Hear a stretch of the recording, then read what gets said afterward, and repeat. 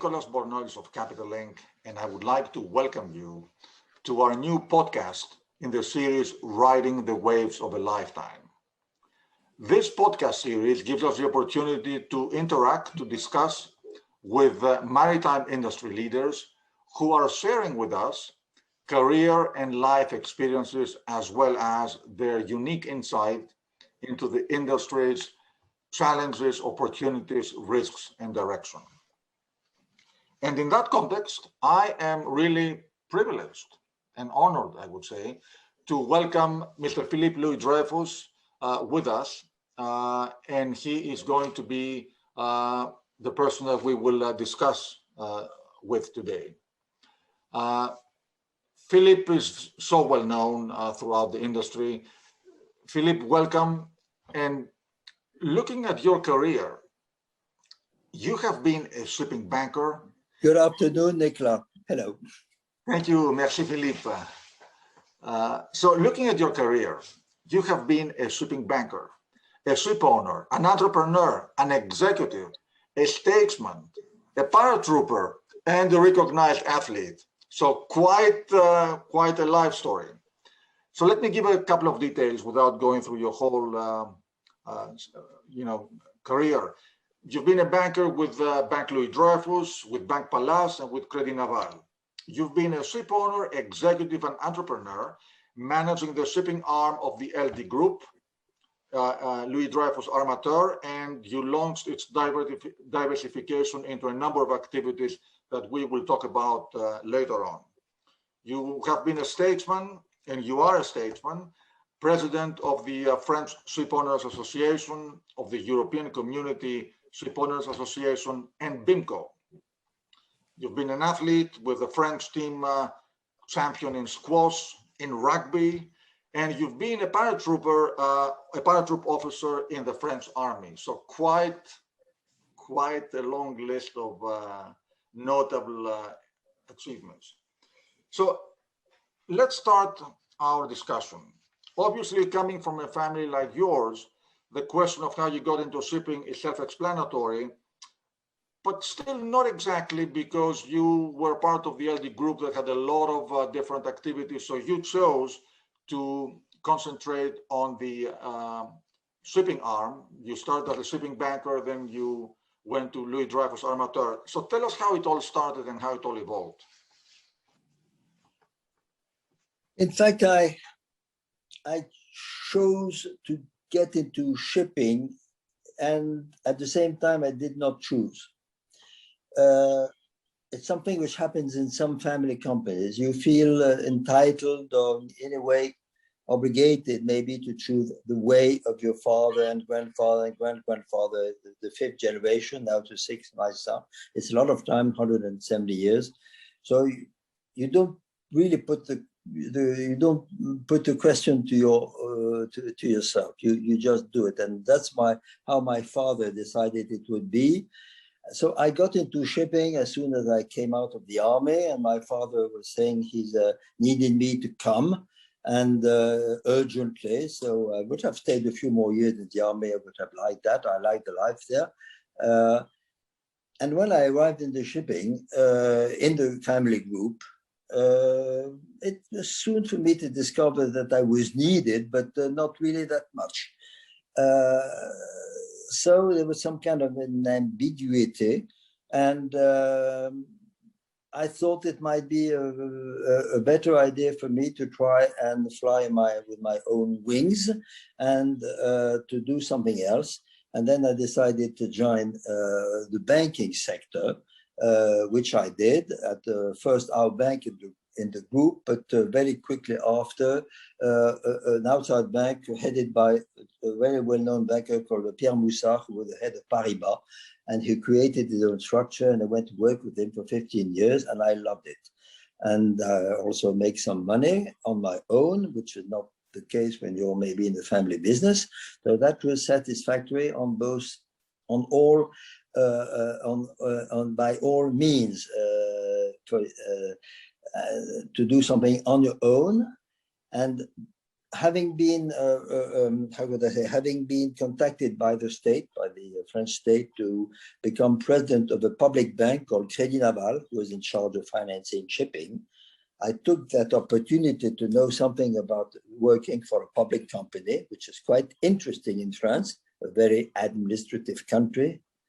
So I had that experience, and that gave me the idea to come back to shipping in my own group, but maybe with not the same experience, not the same will, not the same maybe strengths I could put in imposing or not imposing my views. So I came back to shipping for second time, some 15 years after, to join my family group that was in 96 and 98.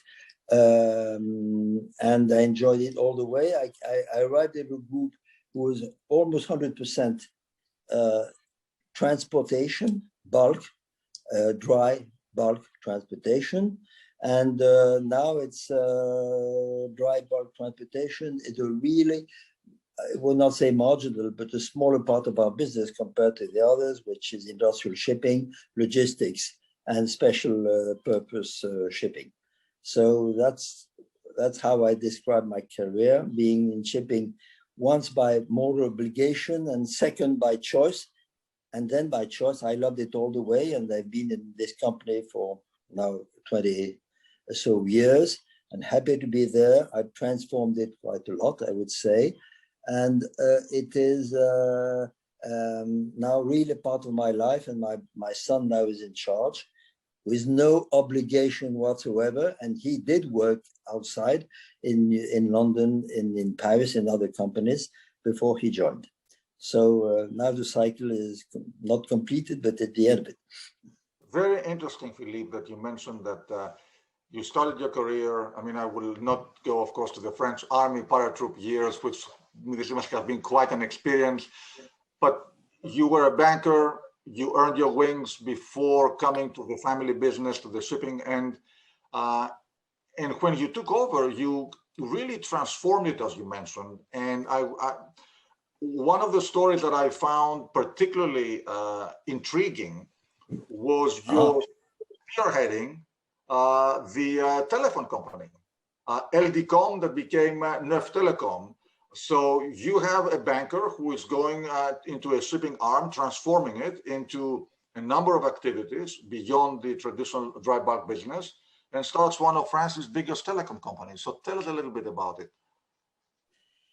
In fact, I am not an engineer by far. I did sciences politiques and droit and law, and I was in banking before I joined shipping. And the telecom company came from the shipping arm. It's a very strange story. It's been since taught in Harvard Business School as a business case.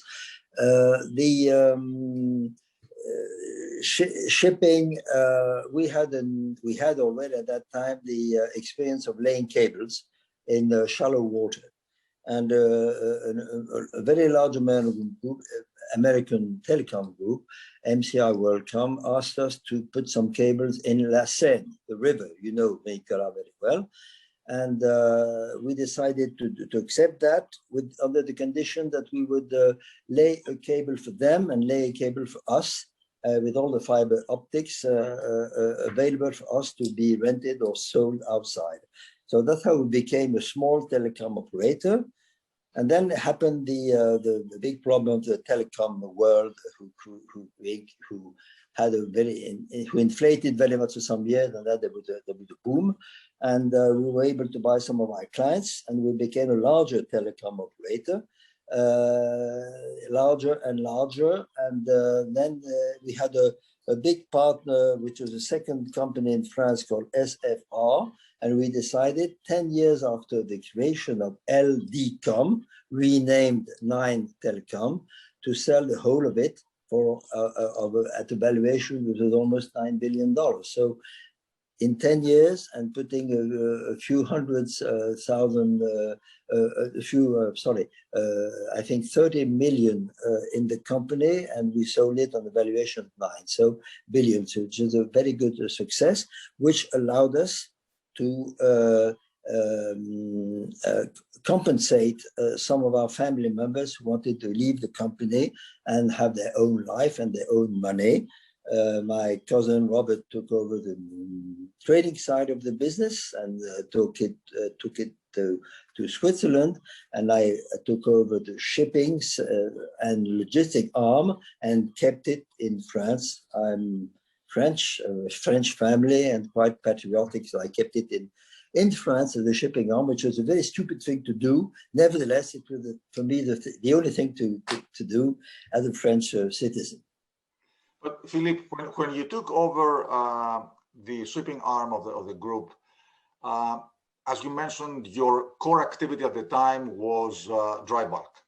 So you engineered the diversification into industrial shipping, cabling, laying, oceanographic activities, logistics, and so on, which I think for the time was quite pioneering. I mean, it is interesting that you chose to go that way as opposed to going into buying tankers or containers or some, or other types of vessels.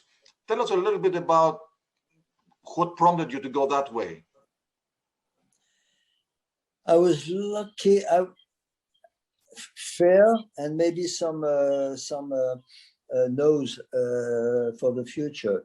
Fair to see that for a family company, dry bulk transportation was, so it's not original to say that, so volatile that is it reasonable if you're a medium-sized company in dry bulk compared to some of the Greek and compared to the growing Chinese, to stay in that thing. We were a lot in Cape size, and Cape size really made me quite afraid. The volatility and the fact that it would be more and more depending on the end users, on the exporters and the end users, and we would be squeezed one day, which has happened. Now we're out of Cape size business. It took us some time. We sold our last ships in the last week, so we are keeping an arm in dry bulk in medium size and Handymaxes. These are managed from Singapore. We have a fleet of 26 ships of that size, Handymax of a special type, quite performing in today's market. But this is our last,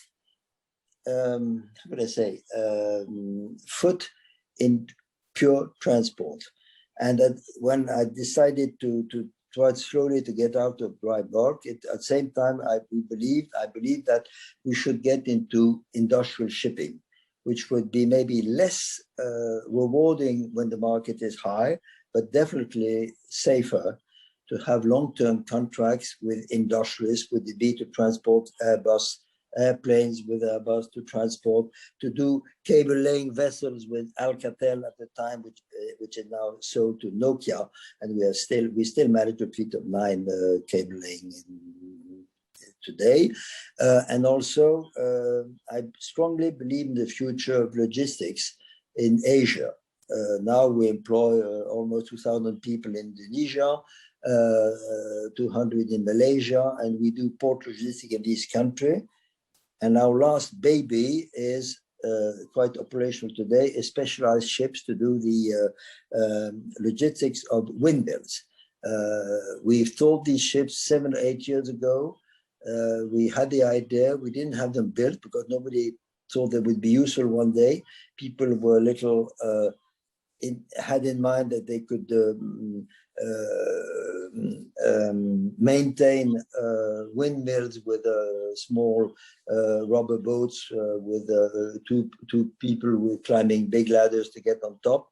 Now they discover that they need very sophisticated, secure, and high-tech ships. And that's what we offer now with our last generation of ships. So we are totally now in industrial shipping with high value-added ships.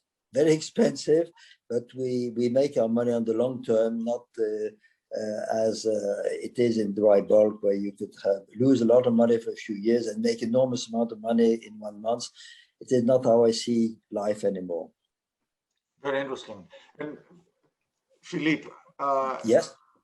the group, as you described it, is a large, diversified group with a global footprint. But still, Louis Dreyfus Armateurs is a private company. It's a family-owned business. So tell us, what are the complexities and advantages of managing a family-owned company?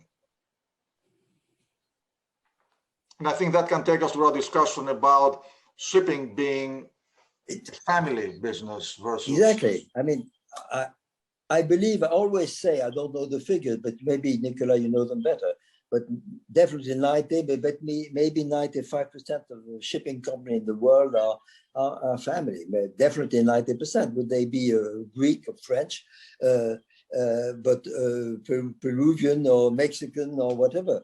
And so there must be a reason behind that.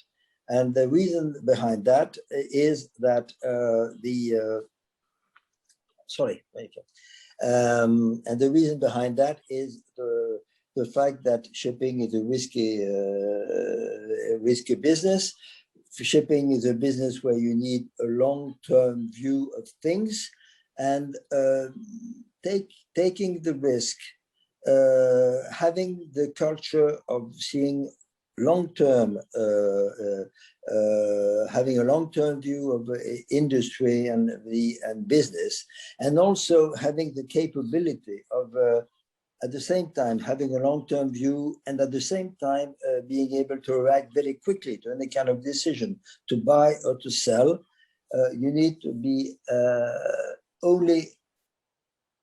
I don't see really large listed group being able to have these type of reactions.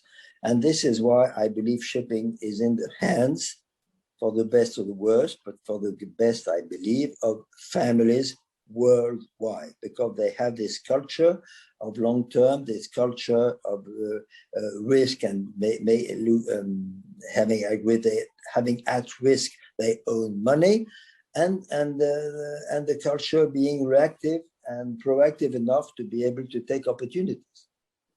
You're so right, Philippe. And actually, it is very interesting. A number of people are thinking that a family-owned business translates into inferior management, which is not the case, because we have seen that a lot of the family-owned businesses, because of the fact that they have so much at stake, they have opened up to modern management techniques. The CEOs are graduates of Harvard Business School or other well-known schools, they call Polytechnique and so on. So being family-owned does not mean that you are short in terms of management capability or vision. Absolutely. Why? I think it's pretty well known by bankers, by analysts, that globally, family companies are better run than others. And I don't know if the reasons are very pragmatic.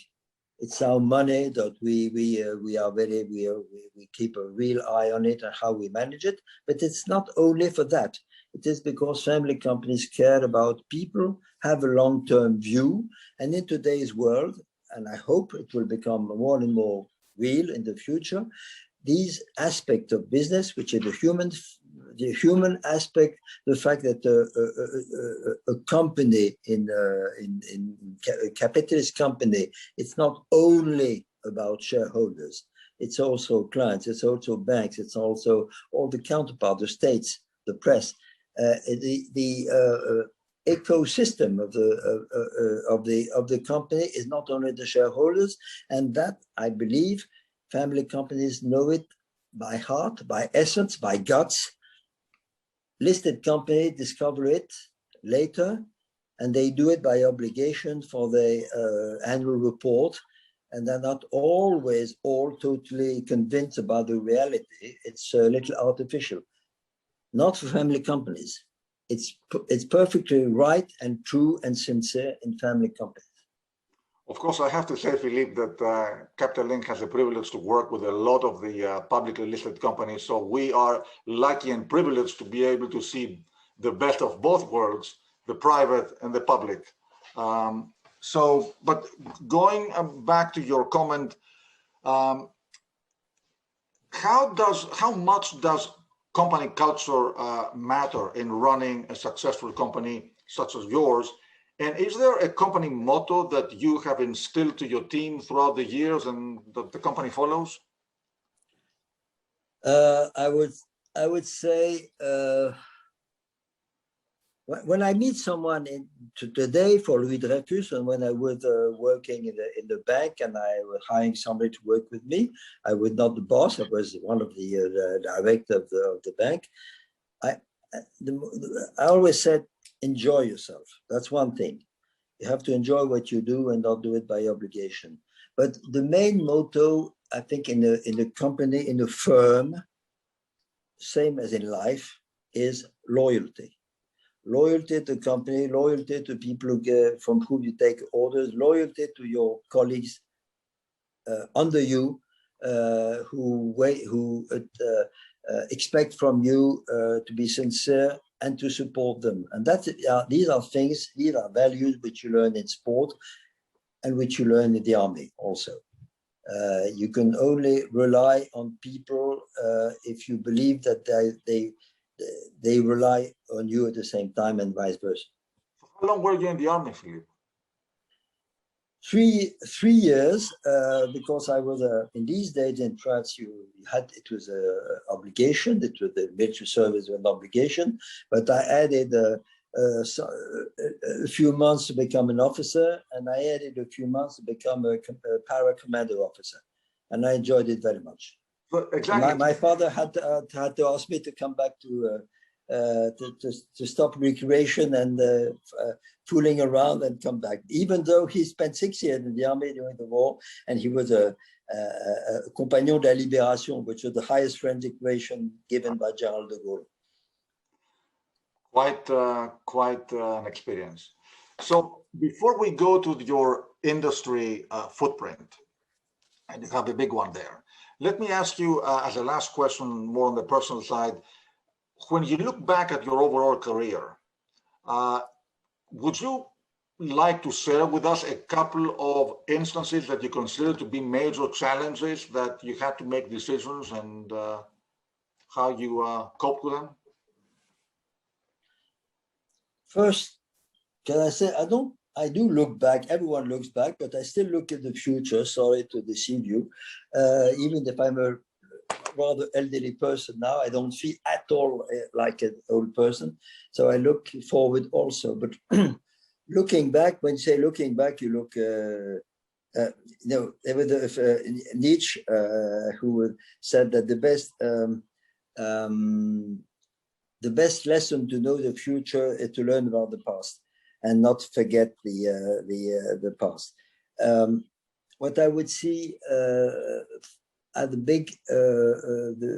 big issues is shipping, and in the sector of shipping, Nicola, you were asking me. In anything you want. Oh, yeah. These are things that you felt were pivotal moments in your life that you had to make. Okay. So in shipping, and I took, after I developed Louis Dreyfus Armateurs in a new direction, like industrial shipping. I spent some time, as you mentioned, at the head of shipping organizations. And I always thought that reacting to the environmental issues was very, very important. And it still is, more than ever, with a big difference. 15 years ago, when I started at the Armateurs de France and EXA, shipping had a good image, and we were the good guys of transport. And even though some of us did a lot of efforts to try to keep that image good and to have shipping people being a little proactive, a lot of people in our sector were dragging their feet on environment issues, and the thing turned upside down. Now we have wrongly, before we had rightly, a good image. Now we have wrongly, but we have a not so good image. We have a bad image, and that is very bad because it's not realistic. It's not the truth, but that's how we lost the battle of communication. And a lot has to be done now. We want to get back in the good tracks and to become again a model and exemplary. So that's one important thing. Second one would be that shipping, in a way, will need other people to invest, other people to come and join and create this ecosystem of shipping with bank clients and all that. But at the same time, it should be left in the hands of shipping people. Sometimes the fashion allows financiers to, or make financiers interested or passionate about shipping. And these people, once they have their wings burnt a little, getting too close to the sun, they decide to get out and to bail out, and they leave and they get out a bit. So shipping needs long-term views. And so my second idea would be a lot of the shipping should be left in the hands of shipping people with a tradition, culture of knowing that shipping is difficult, shipping is long-term view, shipping is ships, but people also, knowledgeable people, which you don't form in two weeks, needs a long time at sea. So this is another thing which is important to me, I would say, about shipping. But focusing on what you just said, Philippe, clearly shipping is extremely important because it is the vein through which global trade flows. And I don't know really if the vast majority of people, if the broader audience recognizes the vital role of shipping in their daily life. But putting that aside, shipping is also an international business, a global business. So I think right now you have the challenge of how do you regulate a global industry with universally accepted rules and regulations. At the same time, I mean, everybody talks about the IMO being the epicenter of the regulation, but at the same time, the reality is that you have regional or national governments that are part of this process, and they do have the opportunity or the ability to regulate by themselves. So how do we avoid this plurality of regulations? How can we come up with something that can be applied throughout the industry? You're very right, shipping should be left to the shipping people, but at the end of the day, a lot of the politicians in Brussels are not shipping people, or a lot of the politicians in the national governments are not exactly shipping people. So how can we reach a stage of global coordination? I think that is a major challenge, and I don't know how to go about it. Shipping is, I have the experience of shipping, I have the experience of banking, and I could see, and I had the experience of ship finance in the banking system, and I could see how shipping is seen elsewhere. What could I say about that? We are maybe the only global activity in the world which does not have a joint or unique institution representing ourselves. It's amazing the number of organizations defending, sometimes talking in the same voice, not always, defending the shipping interest and activity. I don't know how we have, I'm not going to count them. Along from the IMO is maybe the biggest is BIMCO, which I chair, but it's not everyone is at BIMCO. But we have so many of these. We have XN Europe, we have Intercargo, we have Intertanko, we have ELA, we have Asian organizations.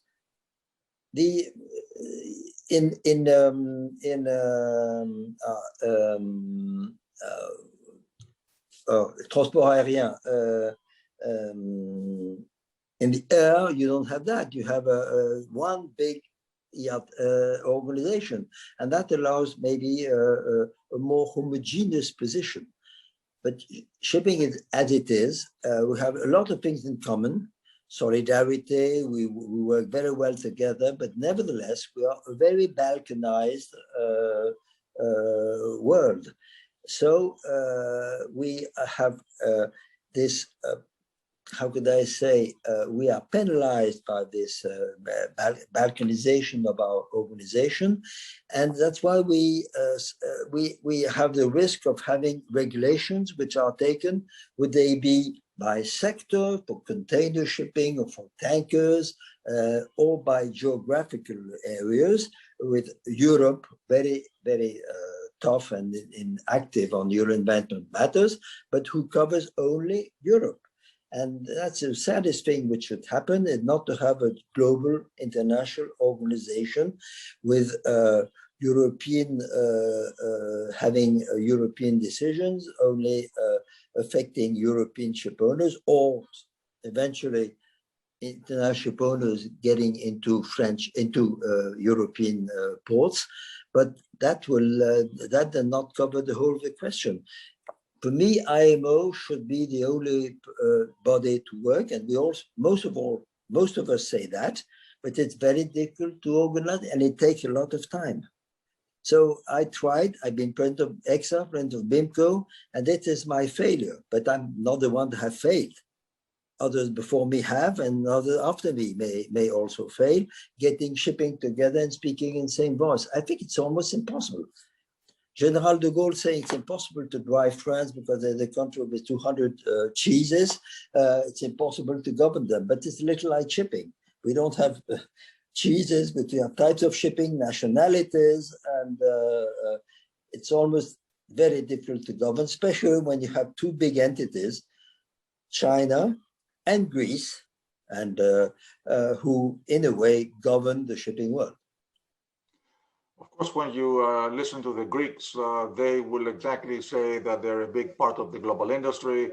They're a very big part of the European Union commercial fleet, but their voice in the political halls is not proportionate to their, anyway, but that's a different discussion. But I think it goes to beyond Greek shipping, it goes to shipping in general, as you said, that it's very difficult right now to have a coordinated effort to avoid the risk of regional or national regulations. It's very, I cannot say but what you're something different than what you say. I've tried. It's so difficult to create this union. And it's so sad when you believe that we have so many things in common, and we get along so well. All the shipping people worldwide, when we meet in institutions, when we meet in the board of P&I clubs, we have the same interests, we have the same way of thinking. We fight competition, but we are total solidarity on many issues, and yet we cannot get to talk of the same voice. And I tried, but it's almost impossible. Philippe, one of the biggest topics is decarbonization.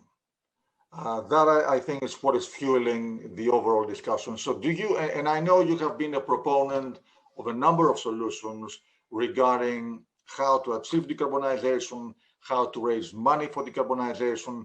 So can you share with us two things?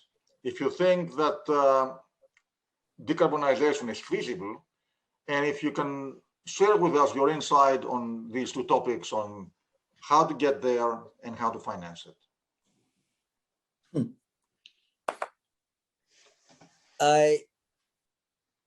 It's amazing how many of us changed the views over the last 15 years, because we're talking decarbonization for the last 3-4 years, but no, we're addressing these issues for 15 years.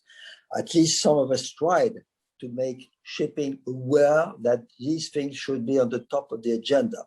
For a lot of people in shipping, and I will not mention any names or nationalities, I've seen a lot of people dragging their feet, saying we have time. It's not no. Let's continue to live as we are living today.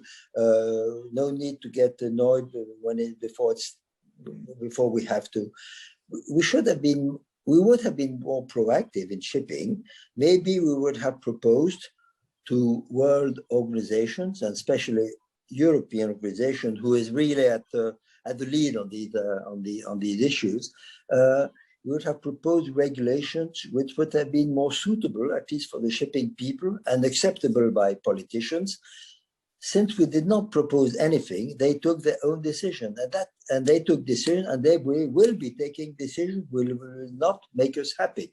And what I'm saying that, I was saying that 15 or 12 years ago at European level, and I would not really listen. I'm not proud of that, not to have been able to convince people. I'm not proud. I'm disappointed on what I did or didn't do, but I was not really helped. So. Decarbonization, we heard so many things. We heard about scrubbers in last years. Scrubbers, my company, we didn't go to scrubbers because we did not believe at all in the solution. I think we were right not to. We waited to see what we felt about LNG, which is a partial, effective, good solution, but not good enough. Because it's still, and more people now see, and the World Bank is clear on that, and you were mentioning finance, that LNG is not a solution. So hydrogen might be the solution. It will take time, but maybe not that long as long as people say. Hydrogen, ammonia, a lot of people are working on it, and that might be the solution. But maybe not. I don't know. But that's what I believe is the solution. Apart from my own baby, which I will not fail to mention, the only way to decarbonize, before we get hydrogen in a few years, there's one easy way and immediately effective and cheap is to reduce the speed or the power of ships. I stick to that idea, which I proposed and then tried to impose, and I was not able to convince enough people to make it work.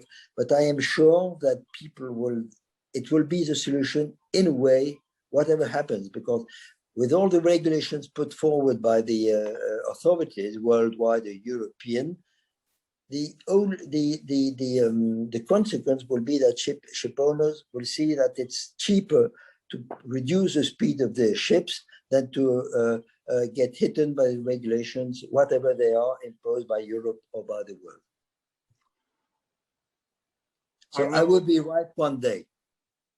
If you ask me to say, in 30 years, when I come back to you to give my ideas, you will see I've been right. Well, clearly slow steaming is one of the mechanisms, and there has been a lot of discussion about that, obviously, and you have been a big proponent on that. And it's also true what you say, that the industry has been reactive rather than proactive. But I think there have been a number of proposals on the table. The one that you mentioned also among the very important ones.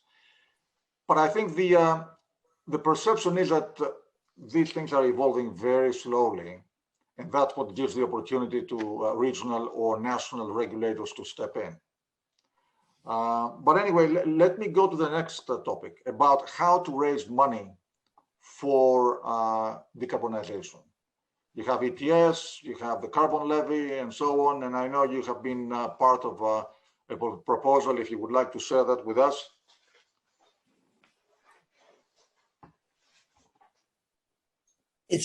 It is not, to be frank, even though I've been in finance for some time, I'm not sure that my value added on that issue is enormous.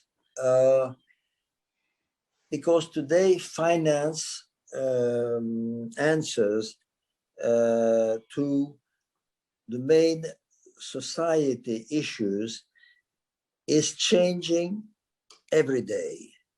Today, green finance is, or should be, or will be, maybe in people's mind, available to help the world transform. Will it last? Will it last? Because there's a part of I would say a fashion in people in finance getting along what they feel will be the motto of today and tomorrow, and then there will be another one. It will not be maybe environment, because we will get to other things. So I don't know really. I'm not sure I can answer your question as clearly as I should wish, or you would wish me to do so. Philippe, if you allow me to go back to decarbonization and slow steaming that you have been so passionate about, can I ask you, what are the, why is it not moving forward? Is it, who are those forces for it and those forces against it? And why is it not being advancing?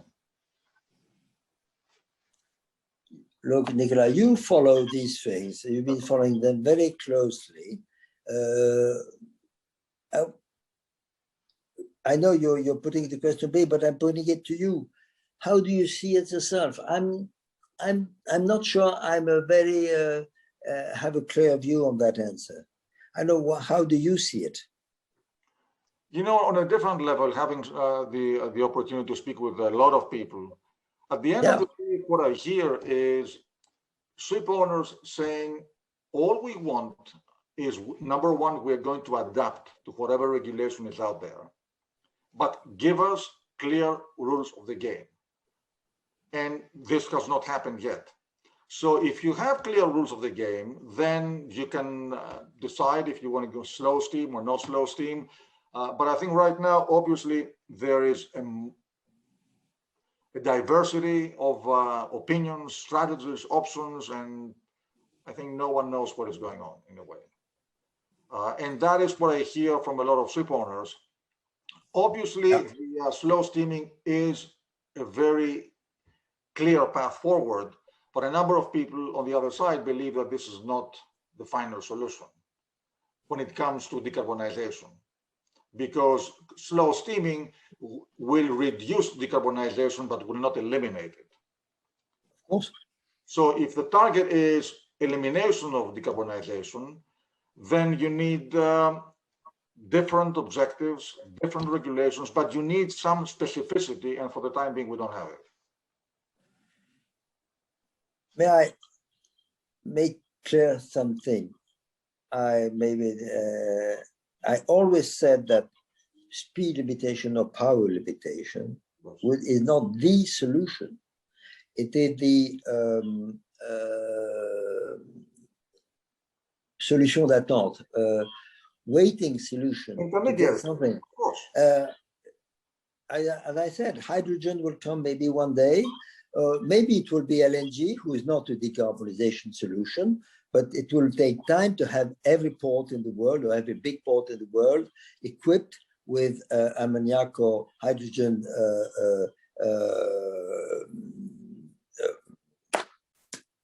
possibilities of feeding the ships. It will take time. It will take to build the infrastructure, to build the maintenance of the infrastructure, and so it will take years, not months. It will take years. And during these years, what do? Do we continue to pollute with better fuels than before, but still very strongly polluting thing? If you put down it's so obvious for me. Everybody understands it for cars, and people don't seem to want to understand it for ships. So before we get a real solution for decarbonization, let's reduce power and speed. And people say, but then you'll have to build more ships. And no, nobody. I mean, nobody needs 200,000 tons of iron ore to arrive in China on the Tuesday evening instead of the Thursday. It's just a matter of organization. We downspeed our ships, or we downgrade the power of our ships, and we pollute less. Ships go slower, and nobody needs. I'm not talking of ferries. I'm not talking of liners with containers who need to deliver their strawberries on time as soon as possible, but for transportation of dry and wet, which is a larger part of the word fleet, let's put down speed and or power. Philippe, we have been discussing for quite some time, so I don't want to prolong our discussion too long, but let me ask you a couple of questions before we conclude. Technology. Technology is a critical transforming element in the industry, and you are one, you have been the one who espoused it. You pushed the group into new technological directions. What have you experienced as being breakthrough advancements in the past, and what can we expect going forward? How do you see technology further transforming shipping? Thank you, Nicola. So when 20 years ago I decided to go to specialized high-tech shipping and get slowly out of pure transportation, it was a clear will to go to high-tech shipping. Cable laying vessels, seismic vessels, which I did not mention earlier. All these vessels highly dependent on high technology for dynamic position. They all have that, which is at that time was not so common. So we had to know about the technology, learn about it, learn how skilled the personnel to deal with it, and it took some time. It's the same thing when we got to transport of Airbus, the Airbus airplanes. These ships are not only ro-ros, they have a hygrometric, very specific, due to the very specific condition to transport airplanes, wings and cells and all these. Now the latest of our ships are these logistic, specialized maintenance logistic for windmills, highly value-added ships in technology. So technology is very good, and we use it a lot, and we're convinced that it will be the future, at least the future of high level shipping company in the world. European shipping, of course, US and Asia, but countries who have high level of social protection, expensive flags for their ships, more and more will get to that type of shipping, which we were kind of pioneers, I would say, with some Scandinavian, obviously. Now a lot of people are, of course, doing that, these things, and it will be more and more the case. But it's not only the technology, it's also the formation and the skills of the personnel, and that has to be taught in highly skilled schools to learn to our officers to deal about these new issues, not only navigation, but many other activities on board of the ship. Our crews on board of our cable layers, they navigate the ship, obviously, they maintain the ship at sea, but they do the computer positioning of the vessel and the cable laying. So the officers in our ships, on our cable lay, they do the 4 different activities, and they learn to do it, and they love it. Very interesting. So Philippe, we've been discussing for quite some time. I would like to thank you very much for being with us today. It's been obviously an extremely interesting and insightful discussion. So as we're approaching the end of our discussion, besides thanking you, let me ask you for any closing remarks you would like to have.